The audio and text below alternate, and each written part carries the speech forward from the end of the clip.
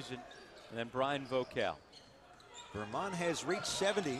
First time they've scored at least 70 in back-to-back games. They beat Maine on Wednesday, 73-61. They average 62 per game on the season. And they've been able to play up to Canisius' pace. Golden Griffins average 73. Vokel, good hands to keep hold of it. And their late shot clock execution has been tremendous. Carissimo splits, but threw it away. Heath knocked it down to Sosa. Sosa, great three-point shooter. Too much right there, and then a tie-up on the way down. It's going to go back to Vermont. You could see Sosa not shooting the basketball the way he did earlier in this season, just uncomfortable on that one. Jimmy Barron's a guy who's always giving guys green lights, and Sosa's been shooting the ball poorly over the last 4 or 5 games, but hoping to shoot his way out of that slump. 5 and change to play. Vermont 70, Canisius 61. Looking inside for O'Day. Clears his man and dunks it on through. He's got 20. Now, he has been impressive here as he continues to build on that career high.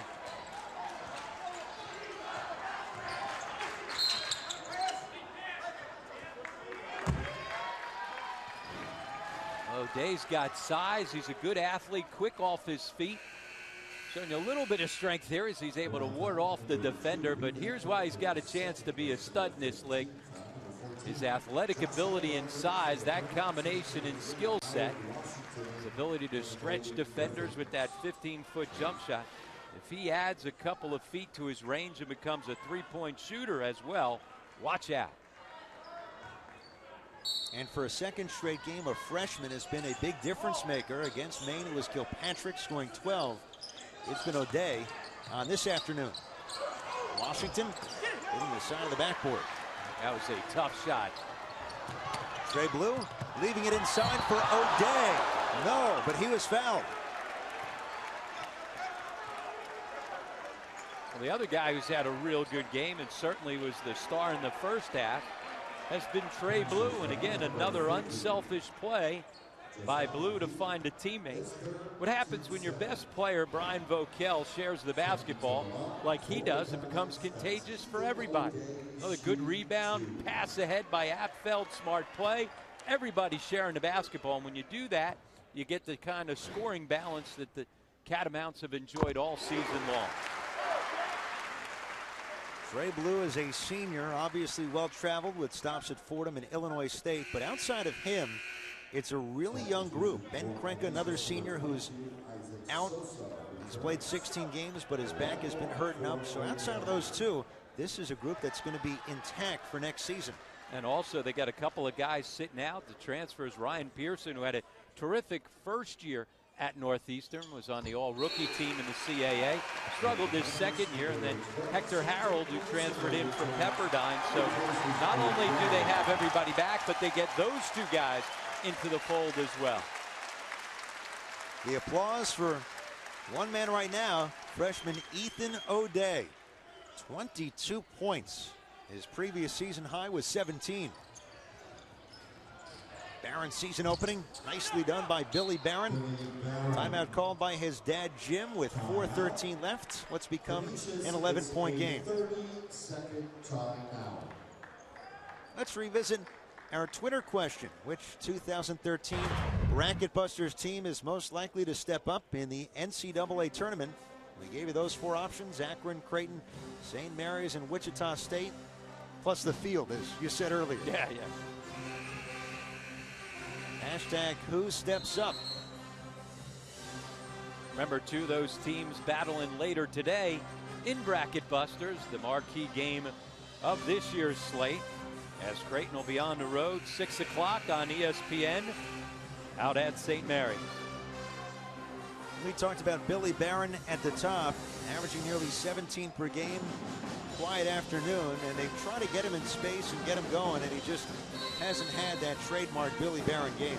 No, he hasn't been able to turn the corner off the high ball screens, and credit Carissimo with terrific defense to not allow that to happen. Wow. Apfeld, guess who found him? Vokel. But he took a step and he traveled.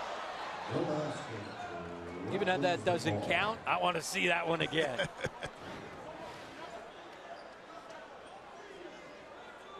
Yep, good call by Bob Adams as Apfeld got that extra step in there, but the pass by Vokel was special.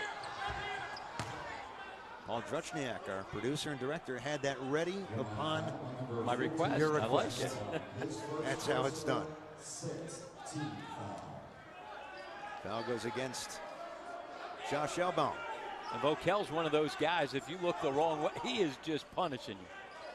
And he's got great court vision. If you turn your head and lose sight of your man, he's going to make you pay. Catamounts in the 2-3 zone off the baseline, out of bounds. Washington splitting the D, going against Apfeld. He'll be at the line for 2. Inside of 4 minutes in the Bracket Busters. And Vermont leading Canisius by 11 here at home.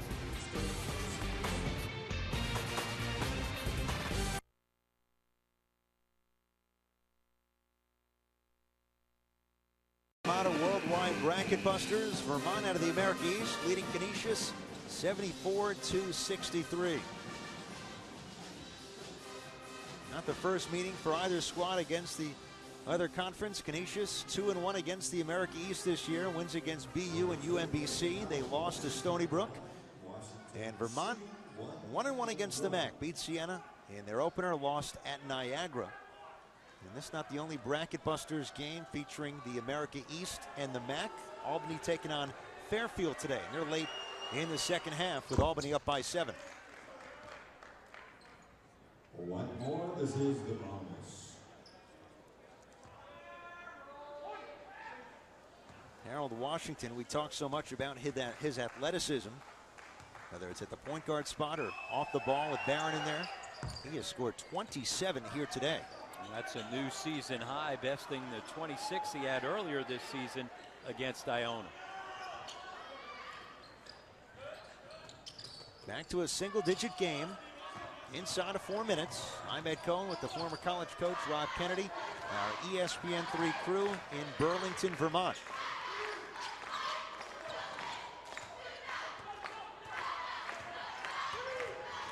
Trey Blue controls. He led the way with 10 in the first half.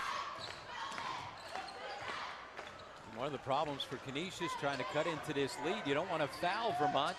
They're 14 of 15 from the foul line tonight after shooting it so well in their win against Maine.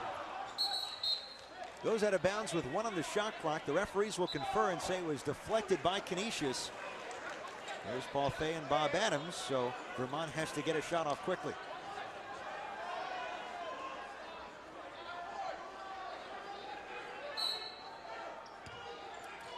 Manhurts guards the inbounds. Thrown away to Barron. Canisius down by 9 and running. Barron using the window, a little too strong. And they needed that finish to be able to get up into full court pressure as well as cut it down to 7. Canisius coming out aggressive there. We'll see what Vermont does because they've really used the shot clock well the last 5+ minutes.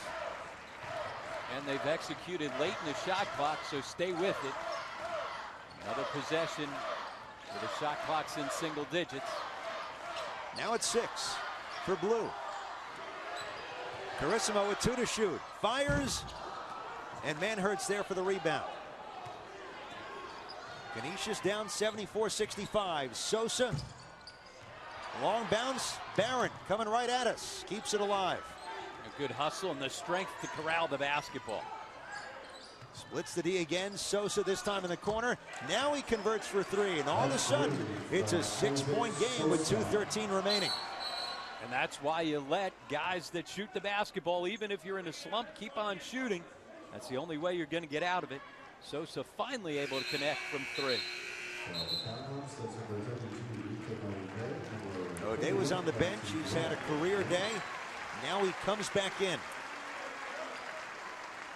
Along with Rugg, they take out Apfeld and Elbaum.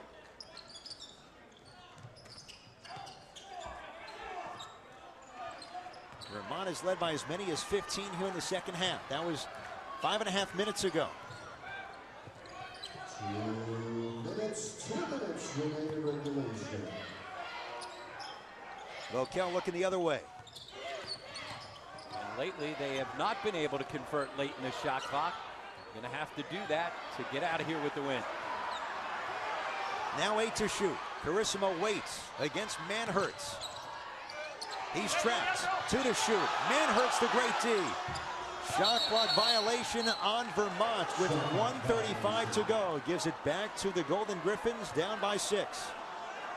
And John Becker now, after seeing his team execute so well late in the shot clock throughout most of the game, they've come up empty last 4 or 5 possessions.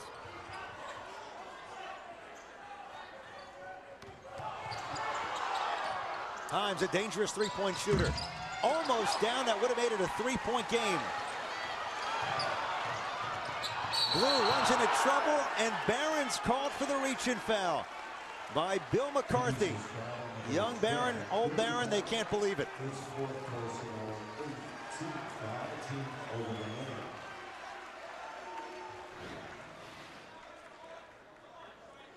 Well, Blue gets himself in trouble here as he dribbles it into the middle of the floor, and I can see why he's upset, because what happened, Blue dribbled the basketball off O'Day's foot, and that's what put the ball to the floor.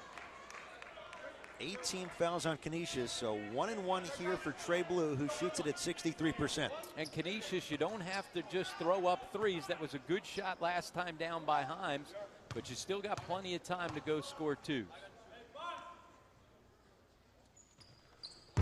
Earns himself another. Vermont is 15 of 16 at the line today. Well, and that's how you win close games, and that's one of the things that John Becker said at the end of practice yesterday. We got to rebound and we got to make foul shots. They were 15 of 16 from the line in the second half last time out against Maine to seal the deal. 2-2 trick. They worked on it at practice yesterday because they were 23 of 26 against Maine, and it's carried over into another game. Canisius down by 8. Barron on the look from Washington. Another look to Sosa, and they're chipping away again. 5-point game with 1:12 remaining. Timeout called by the Golden Griffins. That is their final timeout. And with all the three-point shooters that Canisius has, it's pick your poison. Ball comes to Billy Barron. You got to rush out. You got to respect his ability to knock down the three. By doing that, though, it allows for the extra pass, and Sosa with a wide-open, clean look.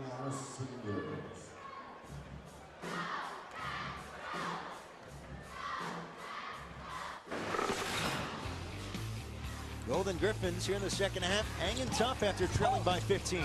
Now, their backcourts shouldered the scoring load, certainly led by Harold Washington's season high of 27 so far. Billy Barron quiet throughout most of the game scoring it, but that doesn't mean he can't impact the basketball game.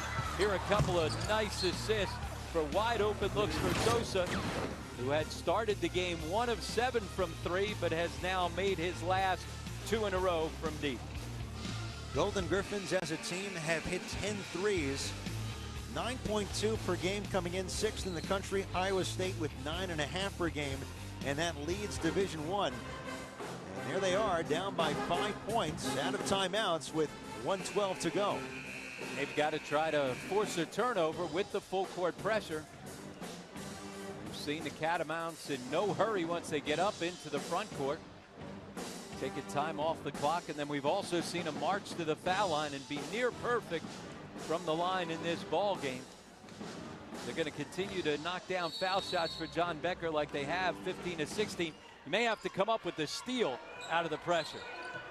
Vokel waiting, has to call for time. Good thing is Vermont still had 4 remaining. Canisius, the team that's out, and they'll have another chance to inbound against this Golden Griffin pressure. Of course, Vokel, he's been known to get it up and down the floor with his passing, whether it's off the inbounds or otherwise. Oh, he's got great upper body strength, great hands. Not many guys, a la Wes Unseld right there on that long pass. Another ball loose, and the Catamounts have outrun a couple of different times, the Canisius Griffins, to be able to score at the rim. Great hustle. The bench loves it. The crowd has gotten into the game. But it all starts with that guy. He's the catalyst. And when you're open, he's going to find you. It doesn't matter if you're 3 feet away or 73 feet away. See, when you invoke Connie Hawkins and Wes Unseld about one guy, you know he's special. And you don't get those throwback references every game, by the way. They just got it in, and Rugg is wrapped up in the backcourt. Foul on Alshwan Himes. That's number 4 on the Canisius senior. And Billy Barron also with 4. Team foul number 9. Bonus trip here for Clancy Rugg with 1:08 to go. Clancy Rugg at the line, 40 timeouts. Rugg on the season, 69% from the line. And if Canisius is going to make this comeback, they're going to have to hope for a couple of misses by the Catamounts from the line.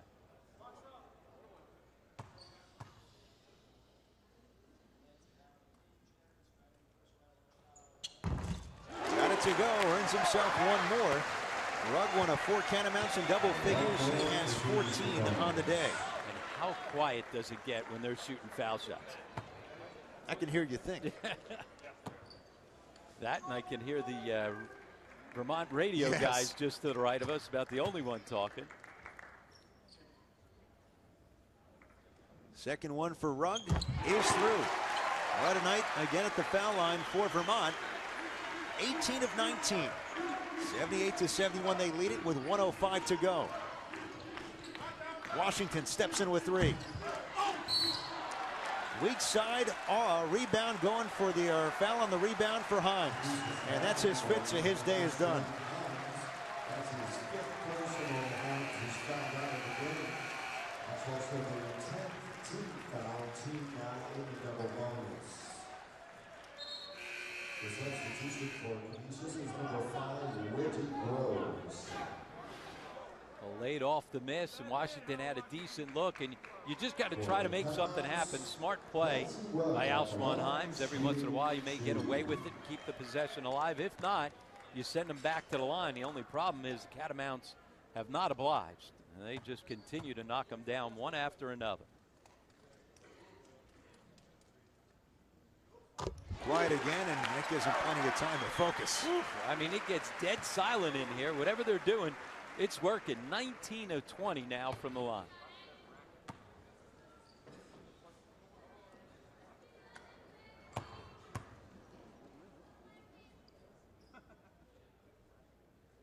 I'm afraid to talk. I didn't do it. 1 of 2 trip, 8-point game. Barron draws the double, spins away from trouble. Almost. Apfeld there for the board. And that was a big-time board above the rim. Not fouling now. Here's Washington applying the contact to Vokel. With 41.9 to go. 79-71 Vermont. On the verge of a BracketBusters win in the final year of the event here on the ESPN family. And John Becker's team doing what he said they needed to do. Battle, defend, execute late in the shot clock, and then step to the line and make foul shots. That was game plan coming in, and Vermont's been able to execute. A couple of turning points in this game going back to the first half. First, Jordan Heath leaving about 4 minutes in with the ankle injury for Canisius. And then late in the first half, there was a series of free throws after the technical on Jim Barron, and then the review and the flagrant one on the elbow against Josiah Heath. They made those 4 free throws. It kind of paused the game, and from there, Vermont really hasn't looked back. No question about it. That was a big turning point. And it also got Vermont in a situation where they were able to extend that lead, get it out to about 8, and they've basically been able to keep Canisius and Jim Barron's team at arm's length pretty much throughout the ball game from that point on. And it was that stoppage in play with the technical foul that allowed John Becker to ask them to go to the monitor to take a look at the play. Yep. And as we said, the officials in that situation, they have no choice in it. I mean, they go over there and they look at it and say, I'd really rather not make this call, but by definition of the rule, they did a perfect job of applying the rule just did not work out in Canisius' favor. Washington now has 29 points. That's one shy of tying his career high of 30. 8-point game, 37.9 to go. Lokel gets it back with some room. And now Groves comes over and applies the foul. How about the security blanket if you're John Becker, knowing that Vokel's the guy that's going to trigger the basketball inbounds against full court pressure? That gives you a lot of confidence. Makes great decisions, able to find guys, terrific passer. They have not turned the basketball over against the full court pressure yet. We could say so much of the same with Billy Barron, the Canisius coach's son. 4 of 10 shooting, though, 12 points, 6 rebounds, dished out 5 assists. But Billy Barron was never in full control because Vermont was so good with their defense. Did a great job of guarding those high ball screens. Barron going up hard. He's called for the charge. That is his 5th foul, drawn by Carissimo. And Billy Barron's afternoon comes to an end with 27 seconds to go.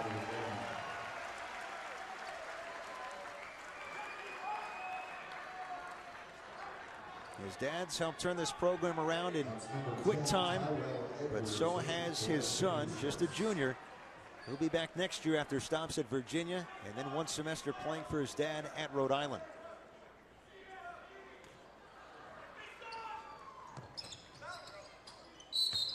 Only Carissimo wrapped up by Tyrell Edwards, who's come in with a couple of foul outs for Canisius. Golden Griffins, what a turnaround it has been. Last year, 5-25, 1-17 in the MAC under Tom Parada, and the 3rd best turnaround in the country behind Bryan and Towson. And as we said, nothing new for Jim Barron. He's done that every place he's been, taking programs that were down and turned them around.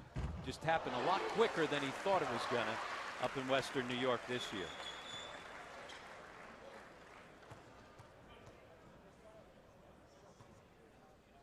One more free throw for Carissimo. He now has 10 points. First time Vermont has hit 5 in double figures all season.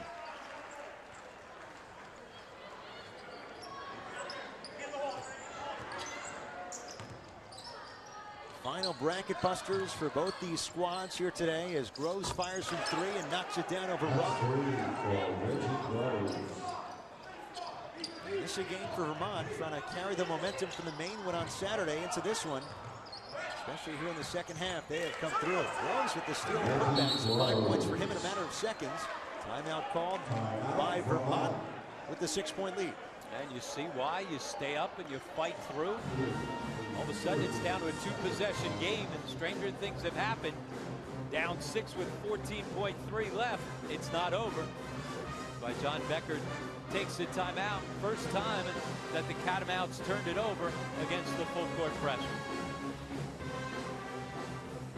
Edwards knocked it down, and Groves able to come through for the Golden Griffins.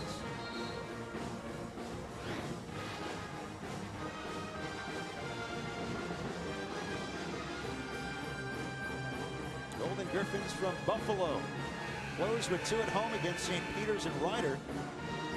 Vermont will be at Binghamton, then close out the regular season here at home against Hartford on March 3rd.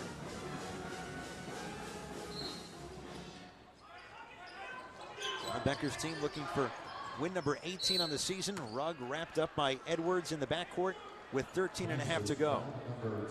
Vermont over 80 points for the 3rd time on the season. Closing in on their season high, 85 with their win at Harvard. But if they can go to the line, as you said, it's going to be win number 18. And when you think about the fact that they've won 20 or more 9 out of the last 11 years after never having in the history of Vermont basketball won 20 games, it's been quite a run. And now under their 3rd different coach to lead them to 20 wins. Tommy Brennan got it started. Mike Lonergan kept it going, and then John Becker's done a great job here in his 2nd season of keeping it going. Still having fun in Burlington, huh? Oh, no, nobody has more fun than T-Biz. Second one for Rugg. That one's through, so it is a 3-possession game with 13.5 remaining. Only the 4th time this year Vermont's allowed 70 plus, but they showed again they can play to the other team's pace and still come away with the win. Edwards short in the corner. Manhertz reaching for the rebound. He was tied up with Vokel with 4.9 seconds to go. Vermont on the verge of victory here in the Bracket Busters. It's been a real good event for a school like Vermont that got on TV quite a bit over the years. They've also gotten some home games out of it as well. Yeah, the 4th time that they've played on the TV part of the Bracket Busters event. 1 and 2 coming in. For Canisius, this is their TV debut in Bracket Busters. One more coming for Manhertz. And for all that we've talked about Vermont's defense as being their strength, their offense for John Becker has been tremendous today. They've shot it at 58%, 8 of 16 from beyond the three-point line, and then have been so good at the foul line as well. In violation there on Canisius. John Becker's squad on the verge of a win, setting them up for their final 2 conference games. America East against the MAC, and Apfel will be at the line for a pair, fouled by Harold Washington.